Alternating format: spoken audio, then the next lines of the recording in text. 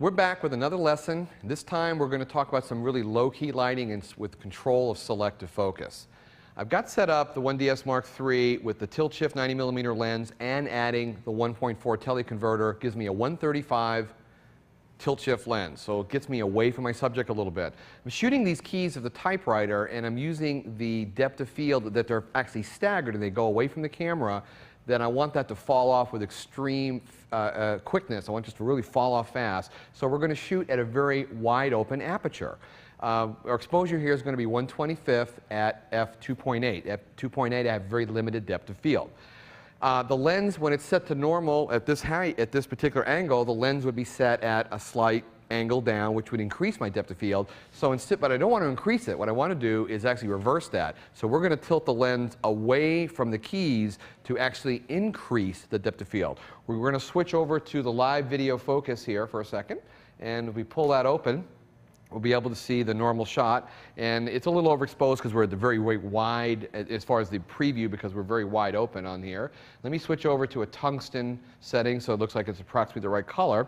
And I'm going to focus the lens, and I can look on the screen right here, and as I focus the lens on that very front row, I can see that I am getting a nice little fall off of depth of field, but I want to increase that even more by actually forcing the lens to sort of revert from the angle that it's at. So I'm going to come to the lens, and I'm going to tilt the lens back away from the keys. And as I do that, I can come back here now and refocus the lens on that front set of keys, and I can really see a very, very fast, quick fall off as it moves. It's kind of a nice artsy look. Now, of course, we're going to do a very low key lighting.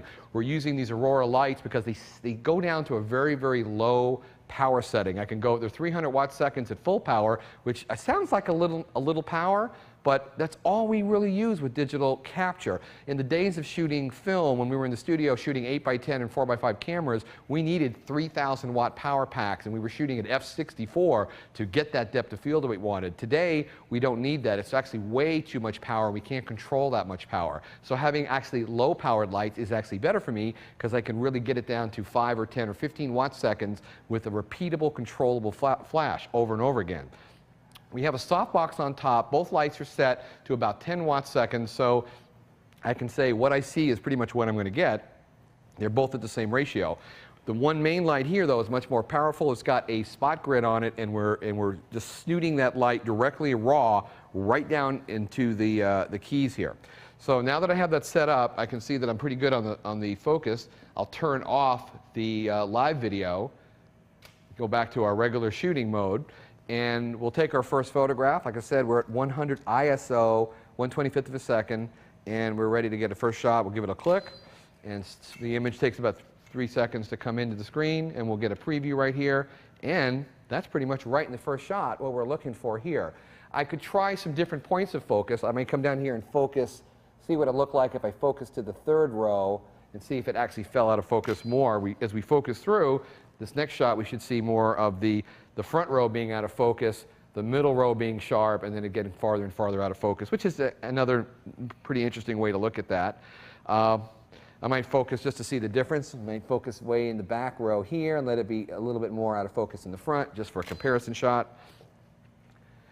And we have, I want to keep it dark in here, but I have just enough light in there to give me some shape. And I'm sure in camera raw I'll be able to open that up a little bit right there. So that gives me a good shot here. I want to go ahead and move the camera to another position because I'm not really seeing any of the background. I like this shot that we did, but I like the way the rust background is. I'm standing over it. I can see the rust down through there. So I'm going to lift the camera up a little bit higher and come in for a little bit more of a diagonal shot that might look down into the rust. So I'm going to refocus the camera here. And I'm doing pretty much the same thing. I want to keep the depth of field very, very minimized. And there's a couple different ways we can do that depending on which way we tilt the lens. In this case, it's not really going too far out of focus. If it doesn't go quite far enough, I will then finish that using something like On1 Focal Point 2 plugin, which will give me a very, very close to the same out of focus lens look. So that's something I can actually enhance. But I want to get the start of it right here. Let's go ahead and take a quick shot, see if we're getting anywhere.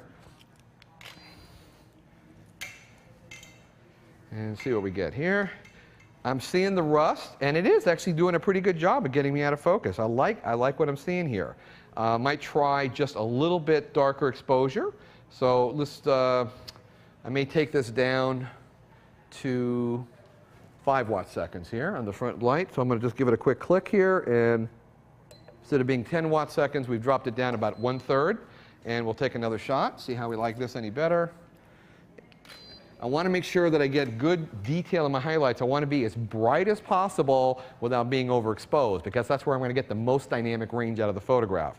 That's looking rich. I'm thinking that's exactly what I'm looking for here. Let's take another one just for backup. And I think I might just try focusing in a few different places. I may try focusing down in the front key right here and see if that even increases it more. Right in there. I'm liking what I see. At least I got to have, when you're doing selective focus, you've got to make sure that something is sharp. You can't just say it's out of focus. You've got to be able to pull some areas into sharpness because your eye needs to go somewhere in the visuals here. And I'm letting it be somewhat warm. We have a little bit of the video lights that we're taping with are kind of moving in here since we're at a wide aperture. That's filling in with a little bit more warm light. It's working to my advantage. So you work with the environment that you're in, and you shoot the pieces that you need. In this case, we can pretty much get this in one shot. We're going to take this back into Photoshop and finish it up, and we'll try maybe a couple of effects and see if we can get some really nice piece of art out of this.